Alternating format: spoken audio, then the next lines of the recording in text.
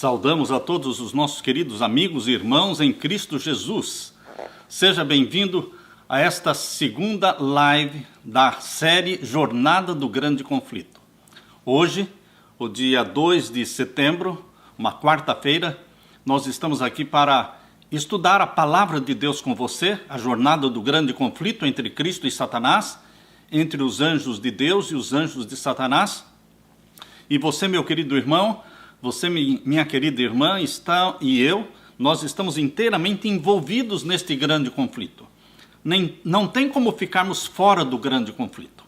Portanto, eu quero que você faça planos para não perder nenhuma destas noites. Ontem nós estudamos com você sobre Jerusalém cercada, um sinal de fuga. Hoje, quarta-feira, estamos estudando com você sobre a Reforma Protestante. Será que ela ainda vive ou já morreu? Faça planos, então, para amanhã também não perder. Nós queremos orar neste momento. Eu peço que você apresente diante de Deus os seus pedidos, as suas intercessões, por aqueles que estão enfermos e por aqueles que você quer salvar. Eu saúdo, eu cumprimento a todos os meus irmãos, os que estão no Brasil, os que estão aqui nos Estados Unidos, os que estão na Ásia, os que estão na África, na Europa, em todas as partes do mundo. Vocês estão unidos a mim e ao Espírito Santo, que vai nos guiar, nos dirigir neste momento ao abrirmos a palavra de Deus. Feche os teus olhos e vamos orar ao nosso Pai. Pai querido que estás nos céus, humildemente, meus irmãos e eu, nos reunimos em torno do trono da graça, em torno do teu trono, olhando para a tua face, buscando a tua glória, buscando a tua santidade, buscando o derramamento do Espírito Santo sobre mim e sobre os meus irmãos. Que o Senhor ouça as preces, ouça as intercessões, que o Senhor enxugue as lágrimas daqueles que estão sofrendo por causa desta pandemia. Pai querido, ouve a nossa oração.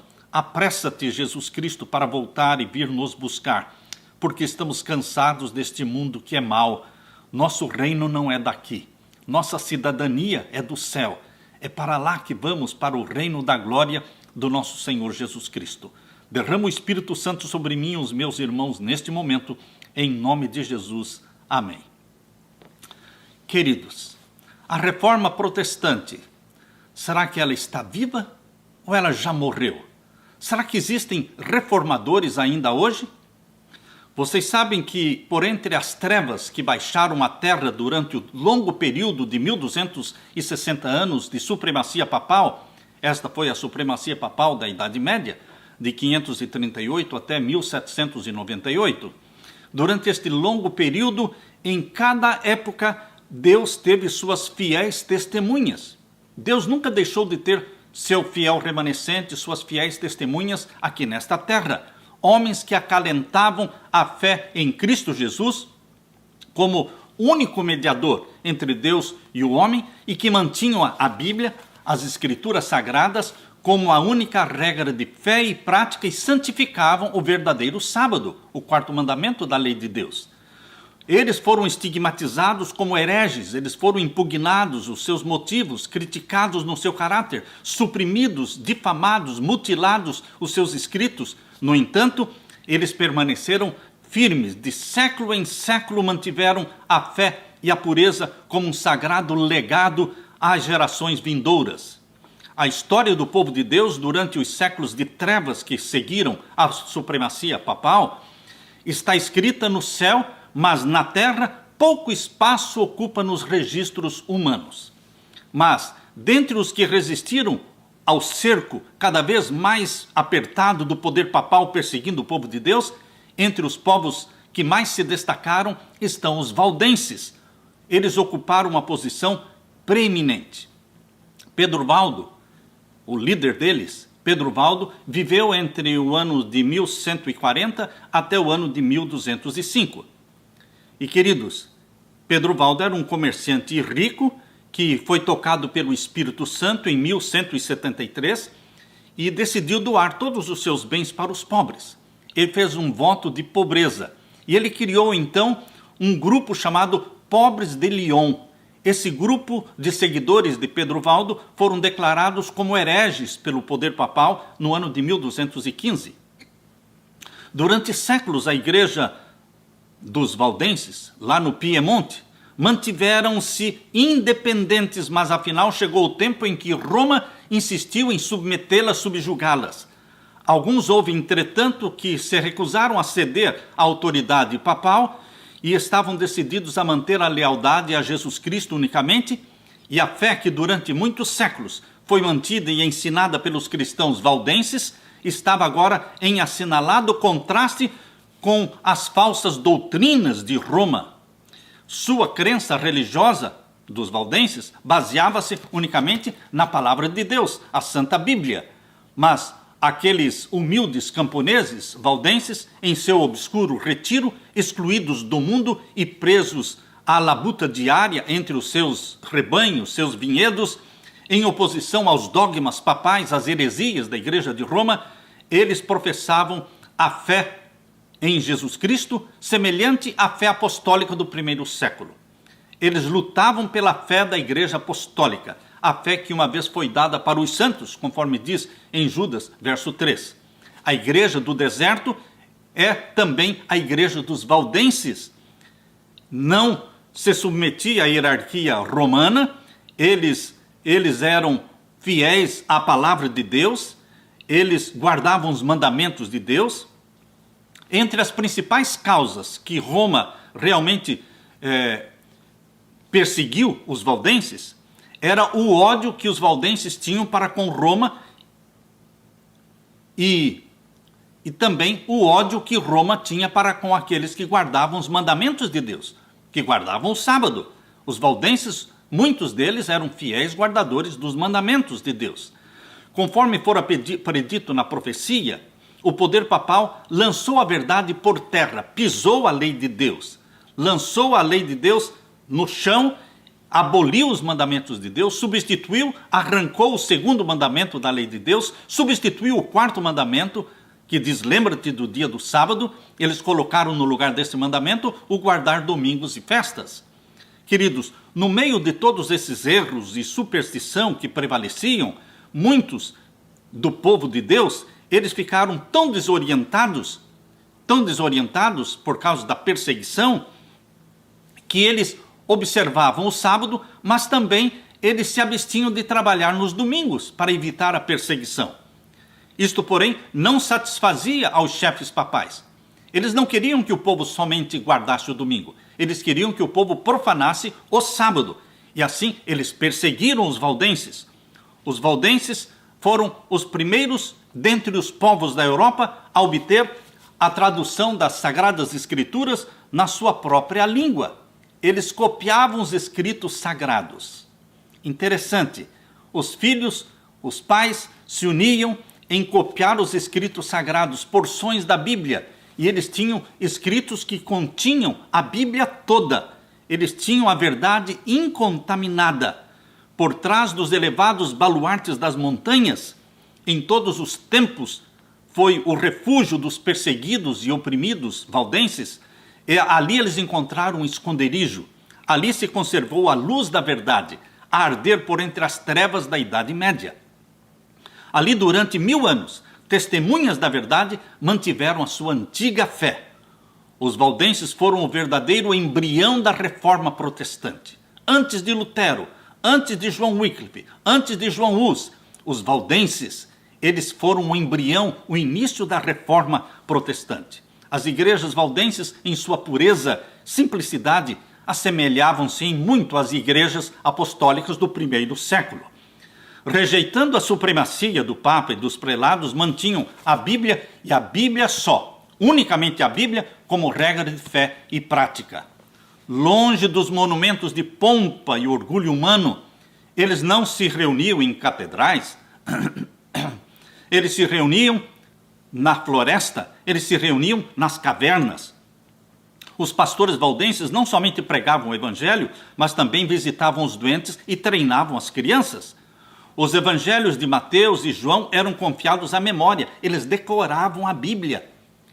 As famílias diziam para este filho decorar Mateus, outro decorava Marcos, outro decorava João, outro decorava Lucas, e as epístolas de Paulo e o Apocalipse também de tal forma que eles podiam escrever a Bíblia toda, porque tinham a Bíblia na memória.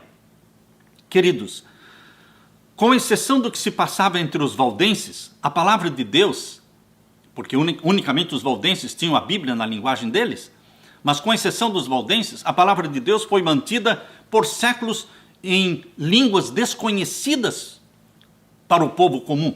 Eles não conseguiam ler a Bíblia. Chegara, porém, o tempo em que as Escrituras fossem traduzidas e entregues ao povo dos vários países. Passara para o mundo a meia-noite, e as horas das trevas estavam a se desvanecer, e em muitas terras apareciam indícios de uma aurora a despontar. No século XIV, surgiu na Inglaterra um homem que devia ser considerado a estrela da manhã da Reforma Protestante. O nome dele, João Wycliffe. Nasceu em 1328 e morreu em 1384.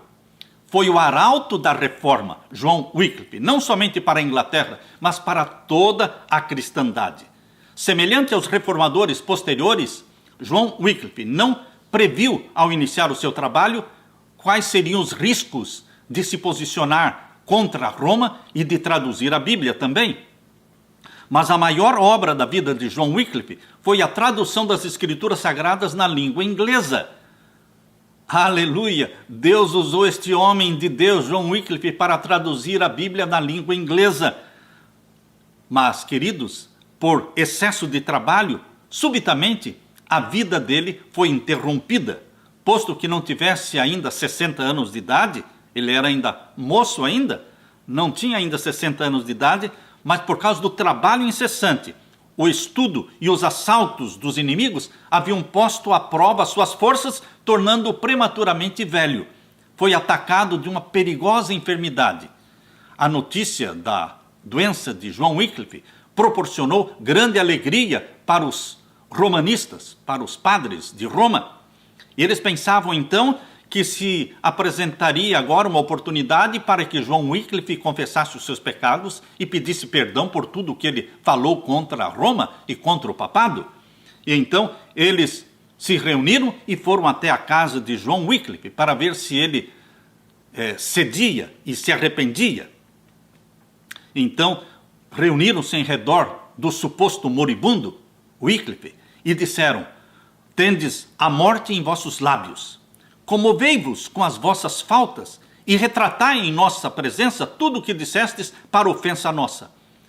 Mas o reformador Wycliffe, em silêncio, pensou, mandou então que o seu assistente o levantasse um pouco na cama, que ele estava deitado na cama, que o seu assistente o levantasse um pouco, e Wycliffe, olhando fixamente para os seus inimigos romanistas, ele disse: não hei de morrer, mas viver, e novamente vou denunciar as más ações dos frades.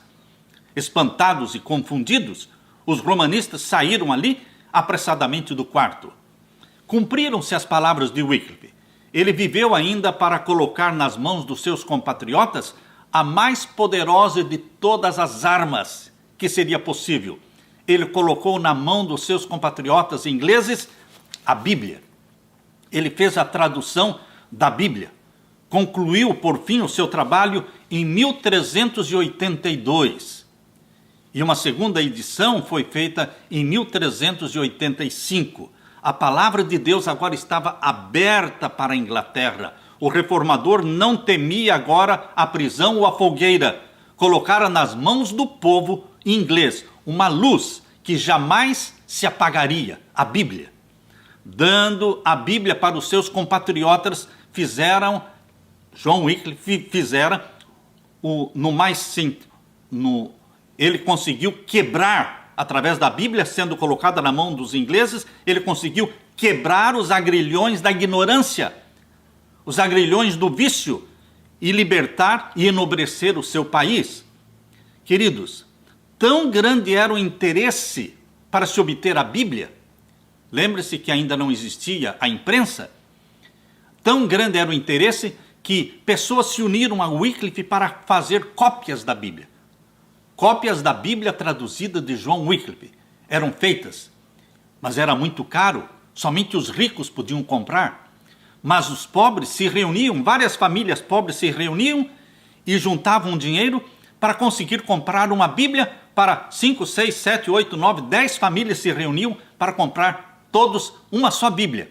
E essa Bíblia era emprestada e passava de família em família para ir sendo lendo. Eles iam lendo a Bíblia.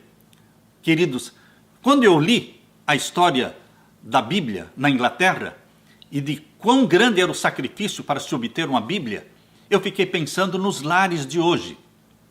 Em todos os lares hoje, existem 2, 3, 4, 5 Bíblias. Existem Bíblias à vontade para você comprar baratinho. A Bíblia se tornou acessível. Mas, queridos, quão pouco valor se dá à Bíblia hoje? Quão pouco valor se dá à Bíblia? As Bíblias estão aí nas gavetas, as Bíblias ficam em cima das mesas, empoeiradas, não são abertas, não são pesquisadas. Quando nós comparamos este desprezo à Bíblia hoje, para esse interesse ardente, este sacrifício que aqueles irmãos lá na Inglaterra faziam para obter uma Bíblia traduzida na língua deles, queridos, nós precisamos dar mais valor à palavra de Deus, ao livro santo. A obra de Wycliffe estava quase terminada. A bandeira da verdade, que durante tanto tempo empunhara, logo ia cair das suas mãos. Ele estava muito doente. O rei, o papa e os bispos estavam unidos para levar Wycliffe à ruína, perseguindo-o. E parecia certo que quando muito em poucos meses, eles o levariam à fogueira. Mas Deus não permitiu que Wycliffe fosse levado à fogueira. Deus, em sua providência, arrancou da mão dos seus inimigos este santo homem de Deus, John Wycliffe, em sua igreja, em Lutterworth, na ocasião em que ele ia ministrar a comunhão. Quando ele estava lá em pé, lá no púlpito, ele caiu atacado de paralisia e em pouco tempo rendeu a vida. Deus designara para Wycliffe a sua obra, pusera-lhe na boca a palavra da verdade e dispuseram uma guarda ao seu redor para que esta palavra pudesse ir ao povo. A vida fora-lhe protegida e seus trabalhos se prolongaram até ser lançado o fundamento para a grande obra da reforma. Wycliffe dizia, em vez da igreja falando pelo Papa, a única verdadeira autoridade é a voz de Deus falando através da sua palavra. Wycliffe foi, queridos irmãos, um dos maiores reformadores. Na amplidão do seu intelecto, na clareza dos seus pensamentos, na firmeza em manter a verdade, na ousadia para defender a verdade, a pureza de vida, a incansável diligência no estudo e trabalho, incorruptível integridade, amor e fidelidade cristã no ministério, caracterizaram o primeiro dos reformadores. E isto, apesar das trevas intelectuais e apesar da corrupção moral da época em que ele viveu. O caráter de Wycliffe é testemunho do poder educador da Bíblia. Toda pessoa que se dedica ao estudo da Bíblia será enobrecida. Foi a Bíblia que fez de Wycliffe o que ele foi. O esforço para aprender as grandes verdades da Bíblia comunica frescor e vigor a todas as faculdades. O estudo da Bíblia expande a mente, aguça a percepção. O estudo da Bíblia amadurece o juízo. O estudo da Bíblia enobrece todo o pensamento, sentimento e aspiração de propósitos, como nenhum outro livro pode fazer. Dá estabilidade, dá paciência, dá coragem, dá fortaleza, aperfeiçoa o caráter, santifica a alma. Esquadrinhar a Bíblia faz com que o estudante se coloque em direto contato com a mente infinita. Infinita. Por isso o salmista, em Salmo 119, verso 130, diz: a exposição das tuas palavras dá luz, diz o salmista, dá entendimento aos simples. Queridos, depois de John Wycliffe, surgiu na Reforma Protestante um outro homem de Deus chamado de João Hus. João Hus era humilde de nascimento e cedo ficou órfão pela morte do pai. Sua piedosa mãe, considerando a educação uma bênção de Deus, fez todo o esforço para dar a educação para o seu filho e conseguiu, embora pobre, matriculá-lo na escola da província. E depois da escola da província, ele foi para a Universidade de Praga. E na Universidade de Praga, João Hus obteve sucesso e ele foi abençoado com um grande intelecto. E João Hus se tornou um humilde estudante da palavra de Deus, foi nomeado pregador da Capela de Belém. A minha esposa e eu já estivemos ali em Praga, já pudemos visitar a Capela de Belém, onde João Hus era pastor. O fundador desta capela defendera como assunto de grande importância a pregação das Escrituras na língua do povo. Ele pregava os seus sermões na língua do povo, lia a Bíblia na língua do povo, apesar da oposição de Roma. Um cidadão de Praga, chamado Jerônimo, depois que se tornou Jerônimo, ele se tornou intimamente ligado a João Hus, amigo íntimo de João Hus. Quando Jerônimo voltou da Inglaterra, Jerônimo trouxe consigo os escritos de Wycliffe. João Hus nunca tinha lido os escritos de Wycliffe, mas Jerônimo trouxe consigo, quando voltou da Inglaterra, os escritos de Wycliffe. A rainha da Inglaterra, que se convertera aos ensinos de Wycliffe, era uma princesa boêmia. E por sua influência, as obras do reformador Wycliffe foram também amplamente divulgadas em seu país natal. Estas obras foram colocadas nas mãos de João Hus, e ele se interessou em ler, e cria que o autor, Wycliffe, era um cristão sincero, e inclinava-se a considerar favoravelmente as reformas que Wycliffe defendia. Hus, conquanto não o soubesse, entrara já no caminho que o levaria para longe de Roma. Quando João Hus começou a ler os escritos de Wycliffe, ele começou a se distanciar de Roma. Por esse tempo, chegou à cidade de Praga 2 estrangeiros que vieram da Inglaterra, homens de saber que tinham recebido a luz e havia chegado para espalhar a luz ali na terra distante. Começando com um ataque aberto à supremacia do Papa, foram logo, pelas autoridades, impedidos de pregar, porque eles atacavam diretamente Roma. Então, esses 2 pregadores, missionários ingleses, eles decidiram usar o seu talento de pintor. Já que não podiam pregar a palavra de Deus, eles usariam suas habilidades, seus talentos. E eles pintaram um quadro. Um quadro num local público. Eles pintaram 2 quadros, aliás. Os 2 quadros, um representava a entrada de Cristo na cidade de Jerusalém, o manso Cristo assentado sobre uma jumenta e seguido pelos seus discípulos descalços e com trajes gastos pelas viagens. No outro quadro, estes missionários ingleses pintaram uma procissão papal. Uma procissão papal. O Papa adornado com ricas vestes, uma tríplice coroa, montado num cavalo, magnificamente adornado, precedido de trombeteiros e seguido pelos cardeais e prelados em deslumbrante pompa. Ali naqueles 2 quadros estava um verdadeiro sermão que prendeu a atenção de todas as classes. Os quadros pintados por eles causaram uma profunda impressão no espírito de João Hus, que olhou aquele quadro e entendeu a mensagem que eles queriam transmitir. Embora ainda não estivesse preparado para aceitar todas as reformas defendidas por Wycliffe, João Hus, com maior zelo, denunciava agora o orgulho e a ambição e a corrupção da hierarquia romana. Da Boêmia, a luz estendeu-se para a Alemanha, porque os estudantes que estudavam ali na universidade em Praga, onde João Hus era professor, os estudantes tiveram que voltar para suas terras, e quando os estudantes alemães voltaram para a Alemanha, levaram para a Alemanha os ensinos que aprenderam junto com João Hus. E assim, a mensagem da reforma estava se espalhando por toda a Europa. Obedecer seria expor-se. Quando eles perceberam, querido, João Hus, ele se tornou alvo dos ataques de Roma, porque as notícias da evangelização de Praga e da Boêmia. Chegaram até Roma. E então eles começaram a pressionar a cidade de Praga para impedirem as pregações de João Hus.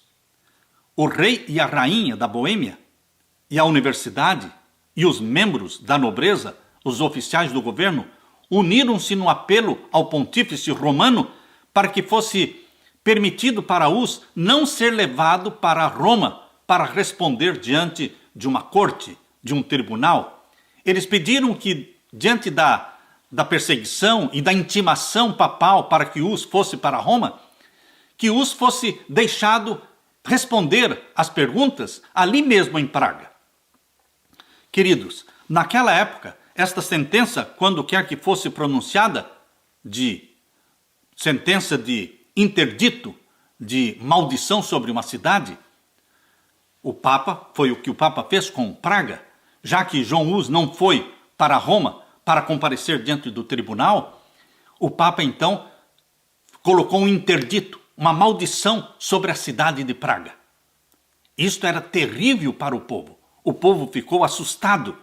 Por quê? Acreditava-se que quando uma cidade era interditada e amaldiçoada pelo Papa, acreditava-se que as portas do céu se fechavam contra a região inteira e que até que o Papa fosse servido e remover a excomunhão, os mortos eram excluídos das moradas da bem-aventurança.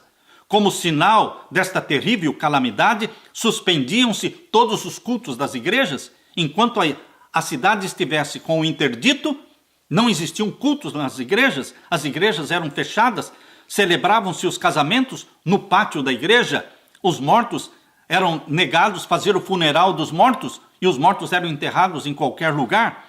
A cidade de Praga ficou num verdadeiro tumulto e uma classe numerosa denunciou João Hus como sendo a causa de toda esta calamidade. Quando, depois de algum tempo, neste tempo, quando a cidade estava sendo perseguida por causa de Hus, Hus decidiu deixar Praga e ir para o interior, para a sua cidade natal. Depois de algum tempo, quando as coisas acalmaram, João Hus voltou para a sua cidade, Praga, e continuou sendo pastor na sua capela de Belém, a fim de continuar ali com maior zelo e ânimo a pregação da palavra de Deus. Até aqui, Hus estivera sozinho nos seus trabalhos. Porém, agora, Deus providenciou para Hus um amigo, Jerônimo. Jerônimo se uniu a João Hus nesta santa obra da reforma. Daí em diante, os dois estiveram sempre unidos até a morte. Deus permitiu que grande luz resplandecesse no espírito daqueles homens, revelando para eles os erros de Roma, mas eles não receberam toda a luz. Eles não receberam toda a luz, não estavam preparados para receber toda a luz de uma só vez. Aliás, queridos, ninguém recebeu toda a luz. Eu e você, nós também não recebemos toda a luz. Deus vai revelando a sua luz progressivamente, gradualmente. Ninguém está preparado para receber de uma só vez toda a luz. E assim, os reformadores do passado receberam a luz gradual e progressiva de Deus, e essa luz gradual e progressiva continua sendo revelada até hoje. Por isso nós precisamos estar abertos para a revelação progressiva da verdade. No tempo de Hus, persistia um cisma entre os papas. Existiam 3 papas naquele tempo, brigando um com o outro pela supremacia. E, queridos, a cidade de Praga foi novamente interditada e amaldiçoada. Queridos, fizera-se o testemunho, finalizara-se o testemunho tão fielmente dado da sua amada capela de Belém. Para sanar os males que estavam perturbando a Europa, convocou-se um concílio geral a reunir-se na cidade de Constança e pediram que João Hus comparecesse neste concílio em Constança. E ele foi. Na viagem de Hus para Constança, para o tribunal romano, não é? Na cidade de Constança, ele por toda parte, quando ele passou pelas cidades, viajando até Constança, ele percebeu quão disseminada estava a mensagem da reforma por todas as cidades. Muitas pessoas o aclamavam ao passar ele pela sua cidade. Pela última vez, quando João Hus foi diante daquele tribunal em Constança, pela última vez ele foi levado perante o concílio. Era uma vasta e brilhante assembleia. O imperador, os príncipes do império, os delegados reais, os cardeais, os bispos e padres, uma vasta multidão que acorrera para presenciar os acontecimentos do dia, todos foram chamados para a decisão final. João Hus declarou recusar-se a renunciar à verdade da justificação pela fé, da reforma protestante, e fixando o olhar penetrante no imperador, cuja palavra empenhada fora tão vergonhosamente violada, ele, João Hus, disse: decidi-me, pela minha espontânea vontade, a comparecer perante este concílio, aqui em Constança, sob a pública proteção e fé do imperador aqui presente. Intenso rubor avermelhou o rosto de Sigismundo quando o olhar de todos na assembleia foram dirigidos para ele, porque ele tinha dado um salvo-conduto para João Hus, mas não honrou o salvo-conduto. Por isso João Hus foi preso. Pronunciada a sentença, iniciou-se então a cerimônia de degradação de João Hus.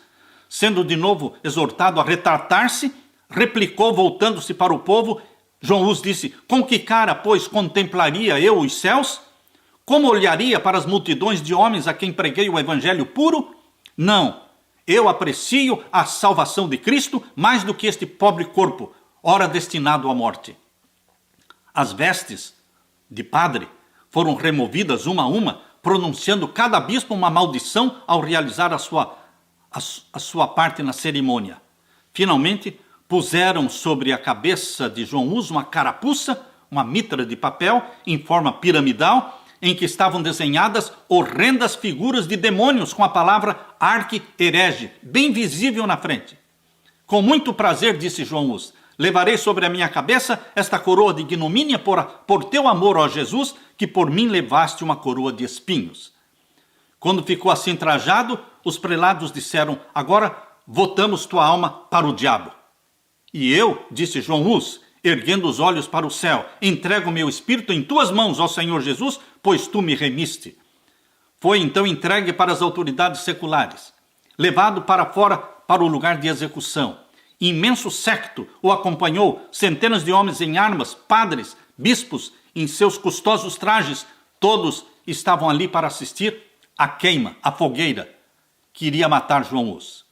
Quando ele estava atado ao poste e tudo pronto para acender-se o fogo, o mártir, uma vez mais, foi exortado para renunciar, retratar-se. Mas ele disse: retratar-me de quê? A que erros renunciarei eu? Não me julgo culpado de nenhum erro, pois invoco a Deus para testemunhar que tudo que escrevi e que tudo que preguei, assim foi feito com o fim de livrar almas do pecado e da perdição. E, portanto, muito alegremente confirmarei com meu sangue a verdade que escrevi e a verdade que preguei. Quando as chamas começaram a envolver o corpo de João Hus, ele pôs-se a cantar um hino: Jesus, filho de Davi, tem misericórdia de mim. Jesus, filho de Davi, tem misericórdia de mim. E assim ele continuou cantando até que sua voz silenciou para sempre. Contudo, outra fogueira deveria ser acesa ainda, em Constança. O sangue de mais uma testemunha deveria testificar da verdade. Jerônimo, o amigo íntimo de João Hus.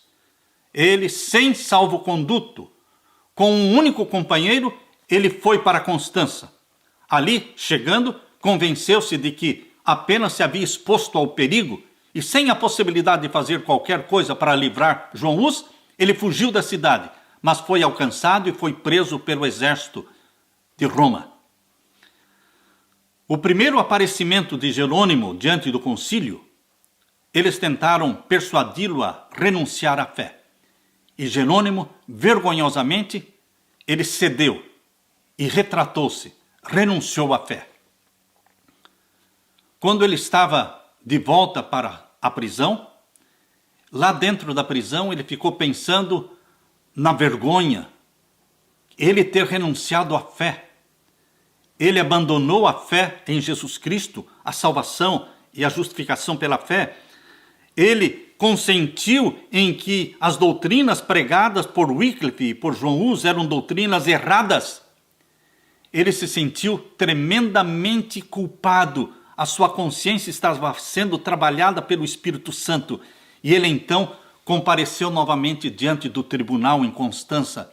E ele disse: eu pequei quando eu me retratei. Eu falhei, mas eu acredito nas doutrinas pregadas por Wycliffe, nas doutrinas pregadas por João Hus. Eu creio da mesma forma. Queridos, Jerônimo se arrependeu. Jerônimo foi fortalecido pelo Espírito Santo, que tirou dele o medo. E, queridos, Jerônimo foi levado também para a fogueira. E foi colocado, amarrado naquele poste. E quando o carrasco veio para acender a fogueira, o carrasco veio por trás de Jerônimo. E Jerônimo disse: o que é que você está fazendo aí atrás? Vem aqui na minha frente, acenda o fogo aqui na minha frente, porque se eu tivesse medo, eu não estaria aqui. E Jerônimo foi queimado como um mártir, por amor a Jesus Cristo, deixando o seu exemplo. Queridos, Jesus Cristo tinha os seus mártires no passado. Jesus Cristo ainda tem os seus mártires no presente. A reforma ainda não acabou. A reforma ainda não acabou. Queridos, Deus ainda quer homens e mulheres que sejam reformadores. Reformadores, tal como você. Wycliffe foi condenado. João Hus foi condenado. Jerônimo foi condenado. E você e eu, meu querido irmão? Deus ainda tem reformadores? Você é um reformador de nosso Senhor Jesus Cristo? Queridos, a luz que foi acesa por João Hus e por Jerônimo, ali na Boêmia, resultou em grande progresso na reforma protestante. Os irmãos boêmios, eles conhecidos também como irmãos unidos, eles se tornaram uma igreja distinta. Eles se tornaram uma igreja forte, uma igreja missionária. O período final do século XV, testemunhou o aumento vagaroso, mas certo, das igrejas dos irmãos unidos, dos irmãos da Boêmia. Muito missionários. Se bem que de longe não serem incomodados, gozavam de relativo descanso. No princípio do século XVI, as igrejas dos irmãos boêmios eram em número de 200 na Boêmia e na Morávia. Entre os que foram chamados para dirigir a igreja das trevas do papado à luz de uma fé mais pura, achava-se Martinho Lutero. Martinho Lutero veio depois de João Hus, depois de Jerônimo.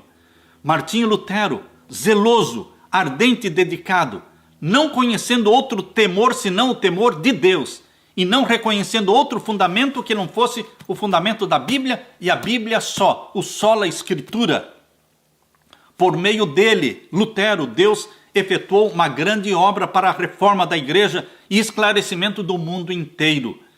Lutero foi um sacerdote católico, ordenado sacerdote, sendo chamado do claustro para o cargo de professor da Universidade de Wittenberg, e ali ele se aplicou ao estudo das Escrituras nas suas línguas originais.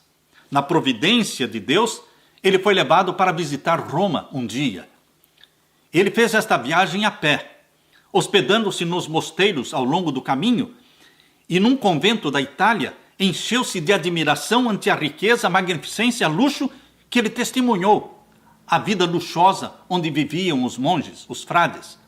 Afinal, quando ele estava indo para a cidade de Roma, afinal ele avistou a cidade. À distância ele viu a cidade das 7 colinas, a cidade dos 7 montes. Quando ele avistou a cidade, ele se ajoelhou em terra e ele orou dizendo: Santa Roma, eu te saúdo.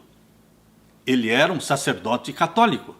Entrou na cidade, visitou as igrejas, ouviu as histórias maravilhosas repetidas pelos padres e monges, cumpriu todas as cerimônias exigidas por toda parte. Ele via cenas que enchiam o coração dele de espanto e horror.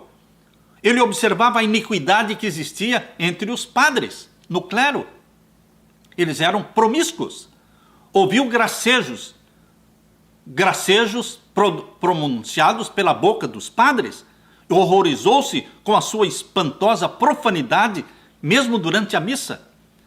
Ao associar-se aos monges e cidadãos, ele deparou com o desregramento, com a libertinagem.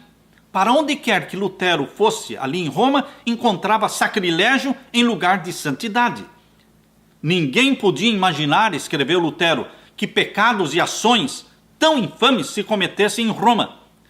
Precisam ser vistos e ouvidos para serem cridos.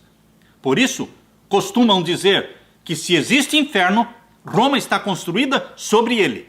É um abismo de onde procede toda espécie de pecado.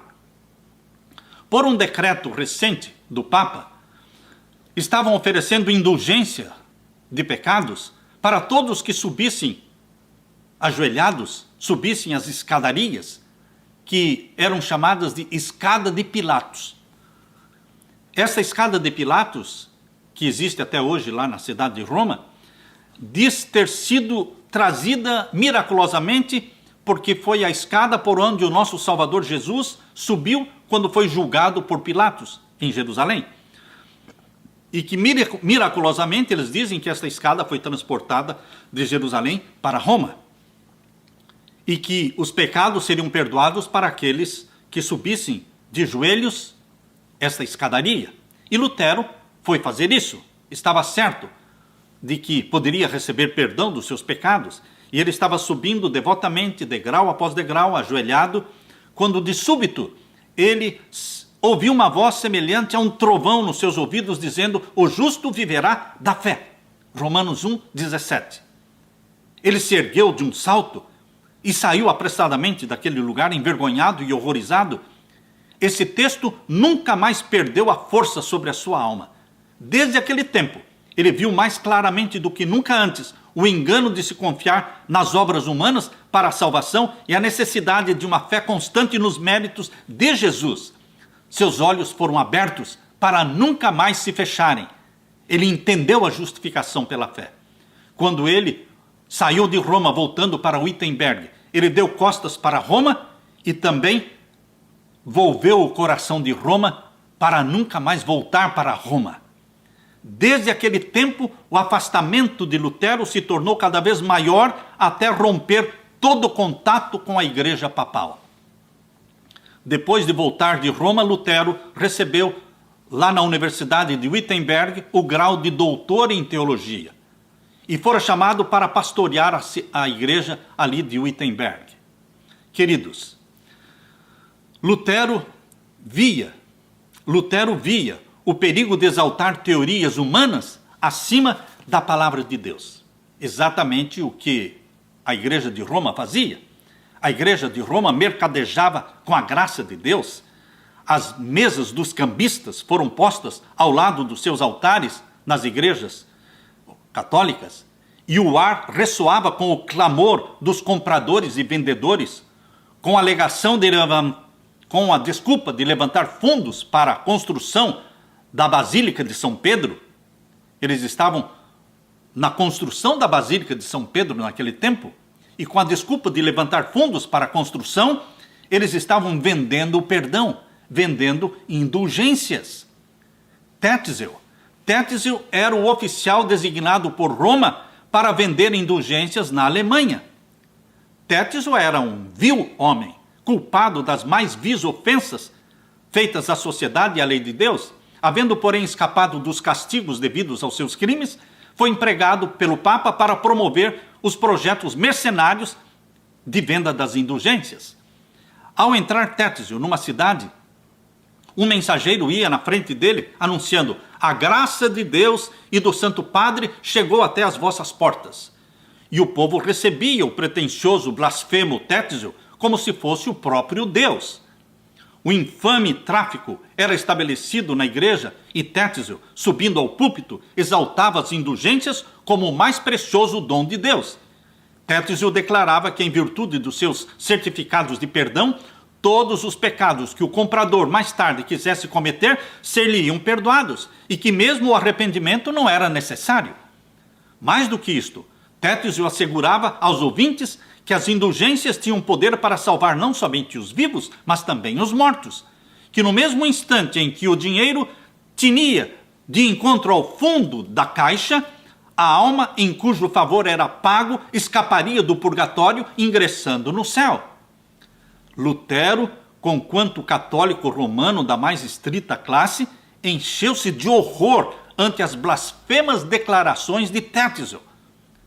Prosseguindo Tétio com seu comércio e ímpias pretensões, Lutero decidiu fazer um protesto mais eficaz contra esses clamorosos abusos. Uma das mais importantes festas da Igreja de Roma era a festa de Todos os Santos, 1º de novembro. E no dia anterior, dia 31 de outubro de 1517, Lutero, reunindo-se às multidões que já seguiam para a igreja, afixou na porta da igreja de Wittenberg as 95 teses. Um papel onde ele escreveu 95 proposições contra a doutrina da venda das indulgências. Declarou sua disposição de defender essas 95 teses no dia seguinte na universidade contra todos os que achassem conveniente atacá-las. Suas propostas, suas 95 teses, atraíram a atenção geral. Eram lidas e relidas, repetidas de todos os lados. Estabeleceu-se uma grande excitação na universidade e na cidade inteira. As teses de Lutero mostravam que o poder de conferir o perdão do pecado e remir da sua pena jamais fora conferida em tempo algum ao Papa ou a qualquer outro homem. Todo esse plano era uma farsa, um artifício para extorquir e arrancar dinheiro do povo, valendo-se das superstições do povo. As teses de Lutero desafiavam discussão, mas ninguém ousou aceitar o repto, o desafio. As questões por ele propostas, em poucos dias, se espalharam por toda a Alemanha e, em breves semanas, repercutiam por toda a cristandade. Posto que Lutero tivesse sido movido pelo Espírito de Deus para iniciar a sua obra, não a deveria ele levar avante sem severos conflitos. As acusações dos inimigos, a difamação dos seus propósitos e os injustos e maldosos reparos acerca do seu caráter e intuitos sobrevieram a Lutero como um dilúvio avassalador. Lutero tremia quando olhava para si mesmo. Um só homem opor-se às mais poderosas forças da terra? Algumas vezes, Lutero duvidava se havia sido, na verdade, levado por Deus para colocar-se contra a autoridade da Igreja de Roma. Lutero dizia: quem era eu? Quem sou eu? Para opor-se contra a majestade do Papa, perante quem os reis da terra e o mundo inteiro tremiam? Quando inimigos apelavam para os costumes e tradições, ou para as afirmações e autoridade do Papa, Lutero os enfrentava não com argumentos humanos. Lutero os enfrentava com a Bíblia unicamente. Esta é a nossa força. Este é o nosso segredo. Nós temos que enfrentar as acusações e o erro com a Bíblia, e a Bíblia somente. Lutero recebeu intimação para comparecer em Roma, a fim de responder pela acusação de heresia. A ordem encheu de terror os seus amigos, e os seus amigos apelaram para que ele não fosse para Roma. Assim, Roma concordou que ele não fosse a Roma, mas que ele deveria comparecer perante um tribunal. Assim se fez por fim, foi designado um núncio papal para ouvir o caso de Lutero. Nas instruções comunicadas pelo pontífice romano, referiu-se que Lutero já fora declarado herege. Antes da corte, antes de Lutero comparecer diante de um tribunal romano, ele já tinha sido declarado herege pelo Papa. Lutero estava a grande distância de Roma, não tivera oportunidade de explicar ou defender a sua atitude. No entanto, antes que seu caso fosse investigado, era sumariamente declarado herege e ao mesmo tempo exortado, acusado, julgado e condenado. E tudo isto por aquele que se intitulava Santo Pai, a única autoridade suprema, infalível da igreja ou no Estado. Nessa ocasião em que Lutero tanto necessitava de simpatia e conselho, Deus mandou para ele um verdadeiro amigo, chamado Melanchthon. Melanchthon chegou a Wittenberg. Melanchthon era um jovem modesto, tímido nas suas maneiras, tinha um são discernimento, um extenso saber e convincente eloquência, combinados com a pureza e retidão de caráter. Augsburgo foi designada a cidade para que Lutero comparecesse para o processo, e o reformador partiu a pé na sua viagem até Augsburgo. Haviam decidido os romanistas, como ardiloso expediente, tentar ganhar Lutero com aparência de amabilidade. Quando o prelado viu que o raciocínio de Lutero era irrespondível e que ninguém poderia vencê-lo através da Bíblia, aquele prelado romano perdeu todo o domínio de si mesmo e, encolerizados, eles disseram: retrate-se ou mandá-lo-ei para Roma, para ali comparecer perante os juízes comissionados para tomarem conhecimento da sua causa. Excomungá-lo-ei e a todos os seus partidários, e a todos os que em qualquer ocasião o favorecerem, e os lançarei fora da igreja. E finalmente declarou em tom alto e irado: retrate-se ou não volte mais. Se bem que Lutero estivesse munido de salvo-conduto, os romanistas estavam conspirando para apanhá-lo e aprisioná-lo. Seus amigos insistiam em que, como lhe era inútil prolongar sua permanência ali em Augsburgo, ele deveria sem demora voltar para Wittenberg, e que a máxima cautela se deveria ter no sentido de ocultar as suas intenções. De acordo com isto, Lutero deixou Augsburgo antes do raiar do dia, montado num cavalo, acompanhado apenas de um guia a ele fornecido pelo magistrado. A atenção de todos os partidos dirigia-se agora para a Assembleia dos Estados Alemães. Reuniu-se então a Assembleia dos Estados Alemães em Worms, na cidade de Worms, logo depois da ascensão do novo imperador chamado Carlos V. Foi convocada esta dieta, este concílio, na cidade de Worms. Haviam importantes questões para serem discutidas, porque o imperador recém subiu ao trono, imperador Carlos V.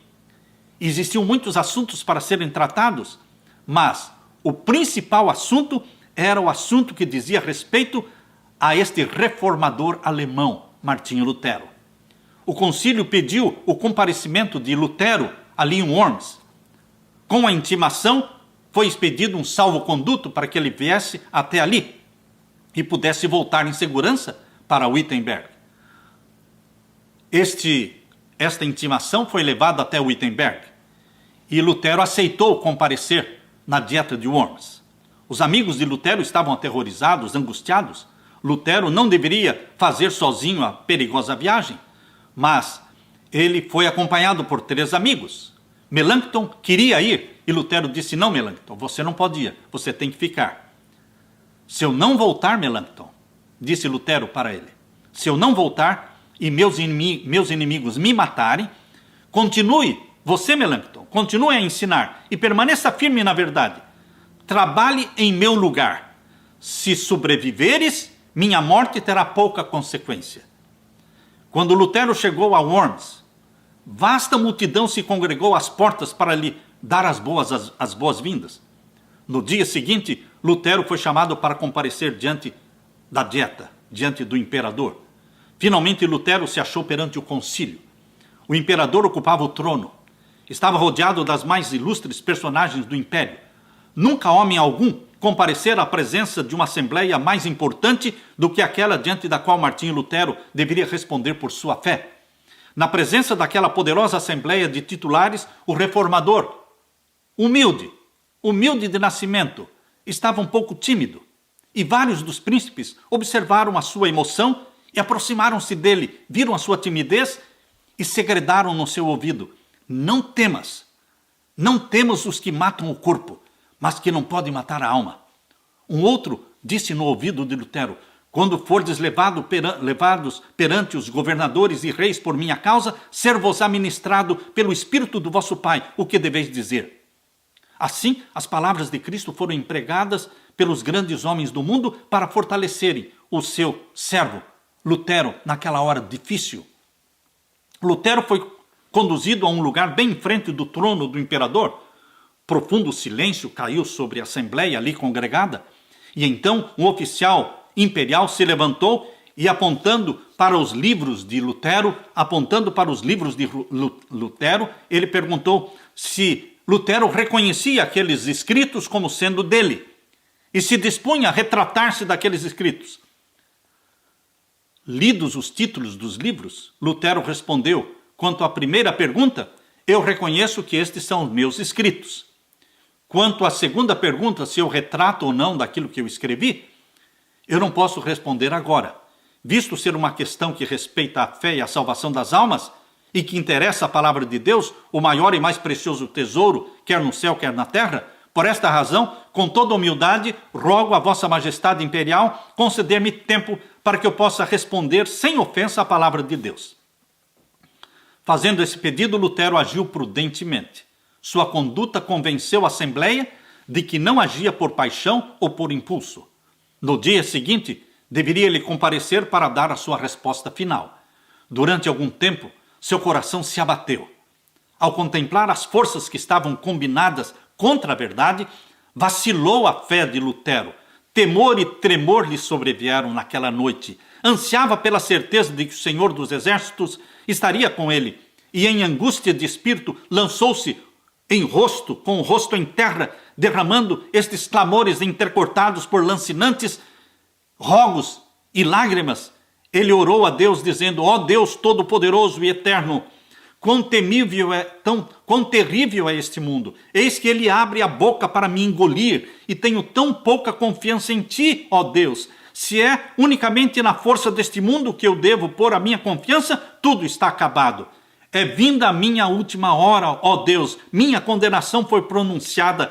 Ó Deus, ajuda-me contra toda a sabedoria do mundo. Faz isto tu somente, pois esta não é minha obra, mas é tua obra. Nada tenho a fazer por minha pessoa e devo tratar com estes grandes do mundo. Mas a causa é tua e é uma causa justa e eterna. Ó Senhor, auxilia-me, Deus fiel e imutável. Em homem algum ponho minha confiança. Tudo que é do homem é incerto, mas tudo que é do homem vem e falha. Escolheste-me para esta obra. Sê ao meu lado, por amor do teu bem-amado Jesus Cristo, que é a minha defesa, meu escudo e torre forte. Com o espírito repousado em Deus, Lutero se preparou para a luta que diante dele estava. Ao ser de novo introduzido à presença da dieta, seu rosto não apresentava traços de medo ou embaraço. Calmo, cheio de paz, manteve-se como testemunha de Deus entre os grandes da terra. O oficial imperial então pediu a sua decisão, a sua resposta. E Lutero respondeu em tom submisso e humilde, sem violência e sem paixão. Suas maneiras eram tímidas e respeitosas. Manifestou, contudo, confiança e alegria que surpreenderam a Assembleia. Sereníssimo imperador, disse Lutero, ilustres príncipes graciosos fidalgos, compareço neste dia perante vós, em conformidade com a ordem a mim dada ontem, e pela mercê de Deus, conjuro vossa majestade e vossa augusta alteza a escutar com graça a defesa de uma causa que, estou certo, é justa e verdadeira. Se por ignorância eu transgredir os usos e etiquetas das cortes, rogo-vos perdoar-me, pois não fui criado nos palácios dos reis, mas na reclusão de um convento. Então, referindo-se à pergunta, declarou que suas obras publicadas não eram todas do mesmo caráter.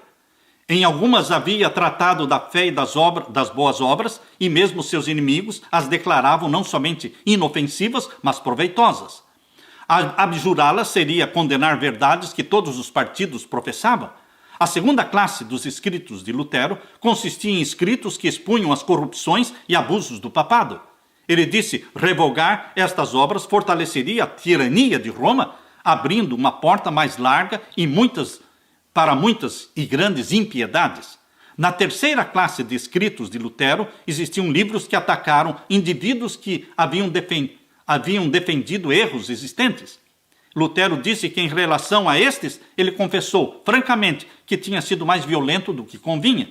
Não pretendia estar isento de falta, mas mesmo esses livros não poderiam ser revogados, pois que tal procedimento tornaria os audaciosos inimigos da verdade mais fortalecidos. Não sou, todavia, senão um mero homem, e não Deus, disse Lutero. Portanto, defender-me-ei como fez Cristo. Se falei mal, dá testemunho do mal. Pela misericórdia de Deus, conjuro-vos, sereníssimo imperador, e a vós, ilustríssimos príncipes, e a todos os homens de toda a categoria, aprovar pelos escritos dos profetas. Aprovar pelos escritos dos profetas e apóstolos que eu estou errado. Logo que estiver convicto disso, retratarei todo o erro e serei o primeiro a lançar mão dos meus livros e a tirá-los no fogo. Lutero falou em alemão e agora eles pediram que ele falasse tudo em latim. Embora exausto pelo esforço anterior, ele concordou e novamente fez o mesmo discurso agora em latim. Isto foi providência de Deus. Deus dirigiu isso. O espírito de muitos dos príncipes estava tão obliterado pelo erro e superstição que na primeira vez que Lutero falou em alemão, eles não conseguiram discernir a força do raciocínio de Lutero, mas a repetição de toda aquela argumentação agora em latim ajudou-os a entender claramente os pontos apresentados. Os que obstinadamente fecharam os olhos à luz e se decidiram a não se convencer da verdade, ficaram enraivecidos com o poder das palavras de Lutero. Quando Lutero cessou de falar, o anunciador da dieta disse, irado, não respondeste à pergunta feita.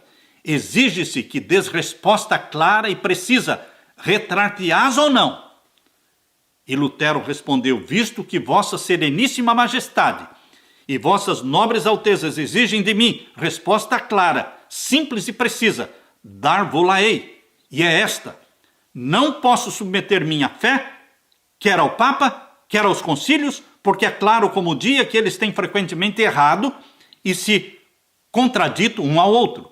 Portanto, a menos que eu seja convencido pelo testemunho das Escrituras ou pelo mais claro raciocínio, a menos que eu seja persuadido por meio das passagens que citei, a menos que assim submetam minha consciência pela palavra de Deus, não posso me retratar e não me retratarei, pois é perigoso a um cristão falar contra a consciência. Aqui permaneço, não posso fazer outra coisa. Deus queira ajudar-me. Amém. E assim se manteve este homem, justo sobre o firme fundamento da palavra de Deus.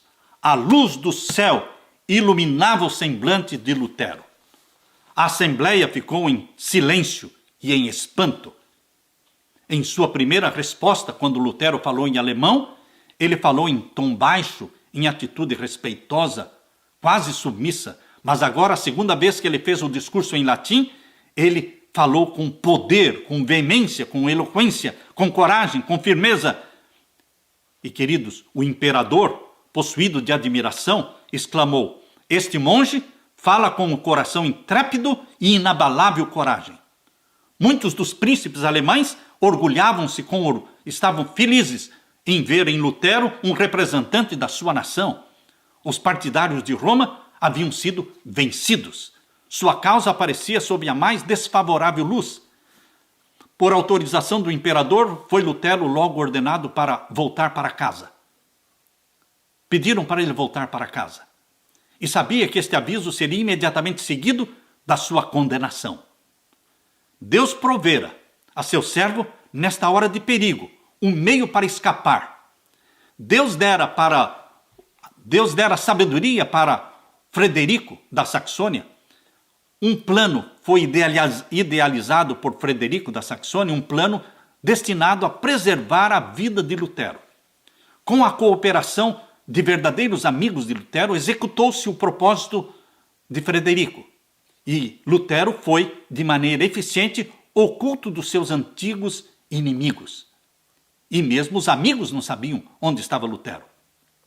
Em sua viagem de volta para casa, Lutero para Wittenberg, Lutero foi preso, separado dos seus assistentes e precipitadamente ele foi transportado através da floresta para um castelo longe, castelo de Wartburgo, isolada fortaleza nas montanhas. Tanto o rapto de Lutero como o esconderijo de Lutero foram de tal maneira envoltos em mistério que até o próprio Frederico, o eleitor da Saxônia, durante muito tempo não sabia para onde tinha sido conduzido Lutero. Esta ignorância não deixou de ter o seu desígnio. Enquanto o eleitor não soubesse nada do paradeiro de Lutero, nada poderia revelar. Convenceu-se de que o reformador estava em segurança e com isto se sentiu satisfeito. Lutero ficou lá um bom tempo. Passou-se a primavera, passou o verão, veio o outono e chegaram o inverno. E Lutero ainda permanecia prisioneiro no castelo de Wartburgo. Lutero, durante algum tempo, se regozijou em seu livramento, mas agora ele não queria permanecer por muito tempo ali sem fazer nada. Então ele se colocou no trabalho. Ali mesmo, preso no castelo, ele se colocou a trabalhar. Não poderia por muito tempo encontrar satisfação no silêncio e repouso. Habituado a uma vida de atividade e acirrado conflito, mal suportava ele permanecer inativo. Naqueles dias de solidão, surgia diante dele o estado da igreja e exclamava em desespero: ai, ninguém há neste último tempo da ira do Senhor para ficar diante dele como uma muralha e salvar Israel. Novamente volvia os pensamentos para si mesmo e receava ser acusado de covardia por afastar-se da contenda. Acusava-se então de indolência e condescendência própria, mas ele se pôs a trabalhar. Sem número de folhetos procedentes da sua pena começaram a circular pela Alemanha toda. Folhetos escritos por Lutero lá na sua cela, prisioneiro. Também prestava importantíssimo serviço aos seus patrícios, traduzindo o Novo Testamento para a língua alemã. Deus usou este tempo que Lutero ficou preso no castelo de Wartburgo para que ele traduzisse o Novo Testamento para a língua alemã. Aleluia! Lá do seu Patmos rochoso, Lutero continuou durante quase um ano inteiro a proclamar o Evangelho e a repreender os pecados e os erros do tempo. Não foi, porém, meramente para preservar Lutero da ira dos seus inimigos, nem mesmo para lhe proporcionar uma temporada de calma para esses importantes labores, que Deus retirara seu servo do cenário da vida pública. Deus tinha também outros propósitos. Na solidão e obscuridade do seu retiro montesino, Lutero esteve afastado do apoio terrestre e excluído dos louvores humanos. Foi desta maneira, salvo do orgulho e da confiança em si próprio, tantas vezes determinados pelo êxito. Os olhos dos homens tinham se dirigido para Lutero como expositor da verdade. Ele foi removido para que todos os olhares pudessem se dirigir não para o Lutero, mas para o sempiterno autor da verdade, Jesus Cristo. A reforma, meu querido irmão, minha querida irmã, a reforma protestante não terminou com Lutero, como muitos supõem. Continuará até o fim da história deste mundo. Pedro Valdo, João Wycliffe, João Hus, Jerônimo, Melanchthon, Martinho Lutero, todos tiveram eles uma grande obra a fazer, transmitindo a outros a luz que Deus lhe permitira brilhar sobre eles. Contudo, nenhum deles recebeu toda a luz. Eu e você também não recebemos toda a luz. Toda a luz que deve ser dada ao mundo ainda está a brilhar. Deus vai revelando progressivamente. Desde aquele tempo até hoje, nova luz tem estado continuamente a resplandecer sobre as Escrituras e novas verdades se têm desvendado constantemente. A reforma não acabou. Mas onde estão os reformadores do século XXI? Onde estão os reformadores? Onde estão os protestos contra as heresias de Babilônia? O ecumenismo hoje está envolvendo todas as igrejas debaixo do guarda-chuva papal, debaixo do pontífice romano. O ecumenismo é uma estrada de mão única que está levando todo mundo para Roma. Igrejas evangélicas, todos eles estão se unindo a Roma. Tony Palmer, Em janeiro de 2014, Tony Palmer, bispo anglicano, amigo pessoal do Papa Francisco, foi enviado como representante do Papa Francisco para uma convenção de pastores evangélicos carismáticos aqui nos Estados Unidos. No ano de 2014, no mês de janeiro, e o líder nesta convenção de pastores evangélicos era o pastor Kenneth Copeland. E diante daquelas centenas de pastores evangélicos e carismáticos, Tony Palmer falou. E o que ele falou? Ele disse: irmãos, não existem mais protestos. E porque não existem mais protestos, não existem também mais protestantes. Queridos, eu assisti este vídeo de Tony Palmer falando. Eu achei que todos os pastores evangélicos protestantes que estavam ali iriam se levantar contra a palavra de Tony Palmer, mas não, ele foi aplaudido por todos quando ele disse: não existem mais protestos, não existe mais protestantismo. E então, queridos, ele apresentou um vídeo que estava gravado no seu celular, um vídeo do Papa Francisco, e o vídeo foi apresentado, e o Papa Francisco falando que os irmãos separados, era tempo deles voltarem para casa. O Papa Francisco se colocou como sendo José, o irmão que foi traído pelos seus outros irmãos. O Papa Francisco como sendo José, e os demais evangélicos como sendo os irmãos traidores. Foi outra cena que eu achei que todos iriam se revoltar contra esta cena, mas não, todos eles aplaudiram a atitude do Papa se colocando como José, traído pelos seus irmãos evangélicos. Queridos, o mundo evangélico, o mundo protestante, está correndo para Roma, se submetendo a Roma. Onde estão os reformadores do século XXI? Onde estão os reformadores de hoje? Deus está chamando você, meu querido irmão, para ser um reformador. O reformador é aquele que crê e que diz: a Bíblia, sola Escritura, a Bíblia somente, a nossa única regra de fé e prática. Que o Espírito Santo seja derramado sobre você, fazendo de você e de mim reformadores modernos, preparando um povo para a segunda vinda gloriosa de Jesus. Fique com a paz de meu Senhor Jesus. Deixe-me agora orar com você. Pai querido que estás nos céus, obrigado pela reforma protestante, que veio lá da Idade Média e chegou até nós. Obrigado, Pai querido, porque o Senhor não deixou a reforma protestante morrer. Parece que está morta, mas ela não morreu. O Senhor ainda tem um fiel remanescente, formado por reformadores atuais, desta última geração, que usam a Bíblia e a Bíblia somente como regra de fé, o sola Escritura. Derrama o Espírito Santo sobre mim e os meus irmãos. E que Jesus Cristo volte logo para buscar a sua igreja, arrebatar a sua igreja. Derrama sobre mim e os meus irmãos o Espírito Santo. É a minha súplica, em nome de Jesus. Amém. Meu querido irmão, minha querida irmã, esta foi a segunda live. Amanhã, dia 3 de setembro, nós vamos ter a terceira live. Amanhã o tema será sobre o calendário profético de Deus de 2.300 anos. Esta será a live de amanhã, o calendário profético de Deus de 2.300 anos. Não perca, amanhã, dia 3, no mesmo horário, às 8 da noite. Que Deus derrame sobre você o Espírito Santo.